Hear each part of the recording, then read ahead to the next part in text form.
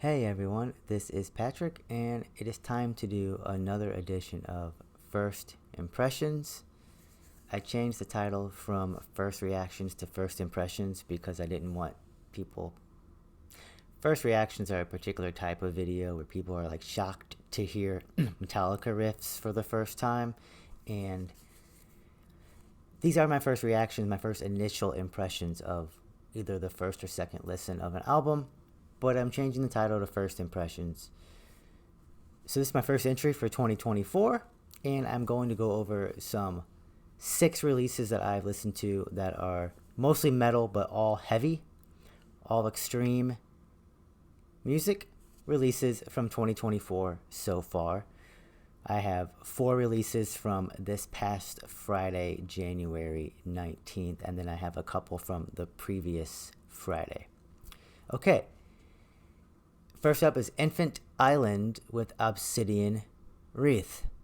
This is a band from Fredericksburg, Virginia, and somehow or another, so I follow Deathwish Records, which is a great hardcore label, I believe started by Jacob Bannon from Converge, and I do like some hardcore. It's a big distro. Somehow this album art came up on Instagram, I believe, and I liked it, so I wanted to check out this band, Infant Island. Terrible name.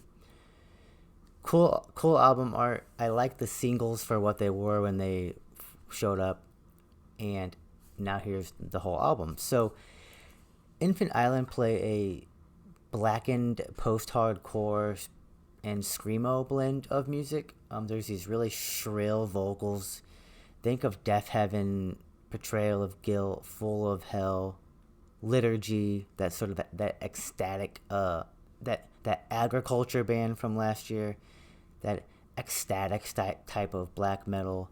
I also, in my notes, I put Wolves in the Throne Room. I don't remember what for or where they popped up in my listening experience, but I gave this album 2 listens and I ended up thinking it was basically just okay. The drumming performance is really good. Some of it is understated, meaning if you have it on as background music, it's definitely going to wash over you, but when you pay close attention, it's better. But overall, I'm giving this a 7.1 out of 10.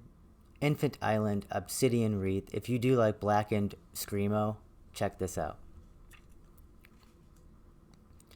Up next is another album from the 12th of January, and this is Abyssal Frost with The Pyre of Flame.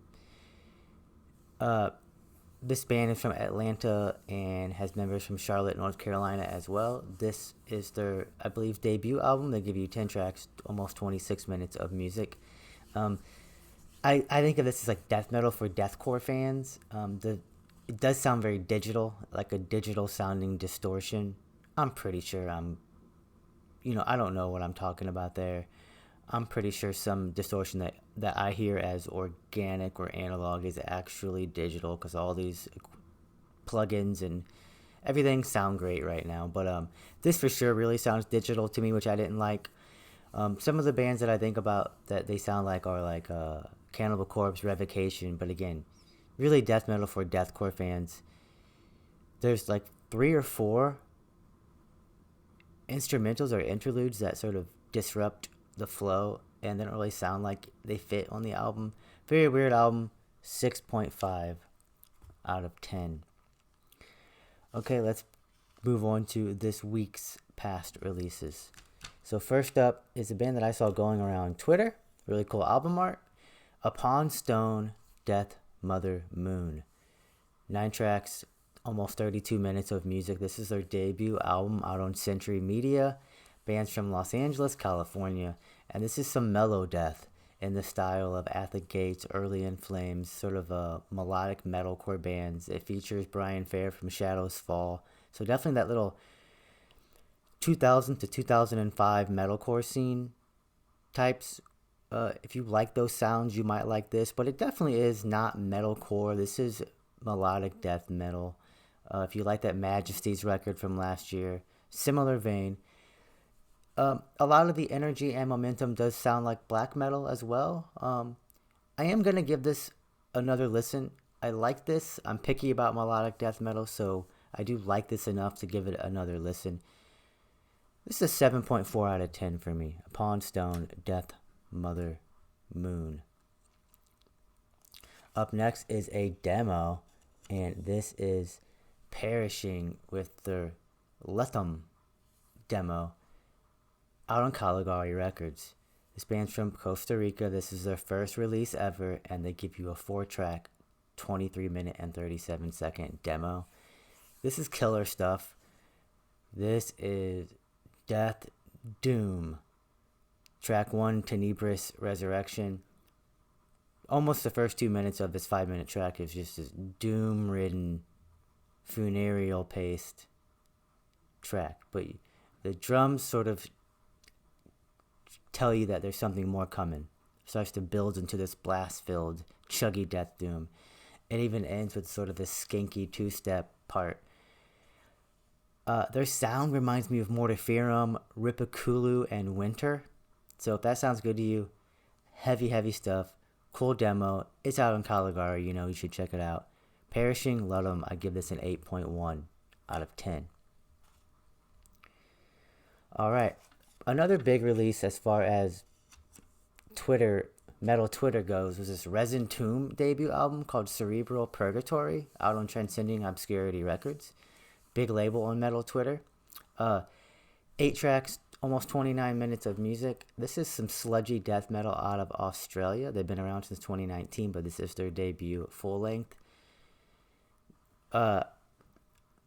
Also cleanly produced. It is that sort of a grindy style of disso death. Some hardcore spirit as well. Powerful vocals. Powerful performances. Think of Terror Builder, Vermin Womb. I think of Wake a lot.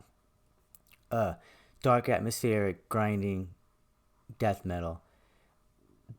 This fell when I checked out a couple of the tracks a second time. But very solid. I will go back to it throughout the year. A lot of bands sound like this right now. Hard to break through the mix. This is really good though. Resin Tomb's Cerebral Purgatory, I'm giving a 7.9 out of 10.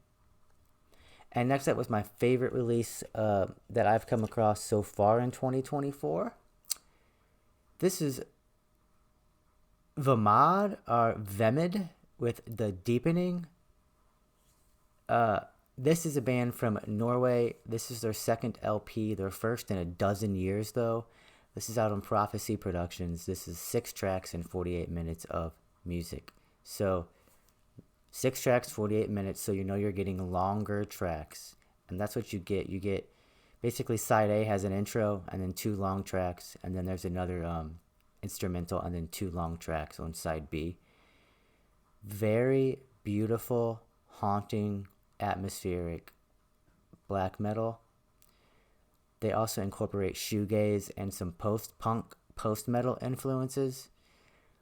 It was hard to think of any bands while I was listening to this, but I tried to come up with some. So I thought of An Autumn for Crippled Children. I thought of Take or Tak or Tak. I don't know how you say his name. It has that progressive spirit and soundscapes of Enslaved. The synth work on this is glistening, beautiful, and haunting. Very cool. The final track is 16 minutes, and the way that it developed and evolved didn't quite turn out how I wanted it to, whatever that means. You kind of expect certain things to happen, maybe, or you want them to happen. But I like this album a lot. I'm giving it an 8.3 out of 10. This has been the first impressions of new metal releases of 2024. I've checked out a couple more, but I wanted to show these 6 right here. So yeah, there'll be more of these coming up this year. I don't know how often I'll do first impressions, but my goal is at least once a month, sometimes 4 times a month, sometimes twice a month. You know how it goes, but at least once a month I want to review give you some first impressions on some of the new releases. Definitely check out Vemod. Definitely check out Perishing. If you like mellow death, Upon Stone, here they are. Thank you for watching. See you all in the comment sections, and remember to stay heavy.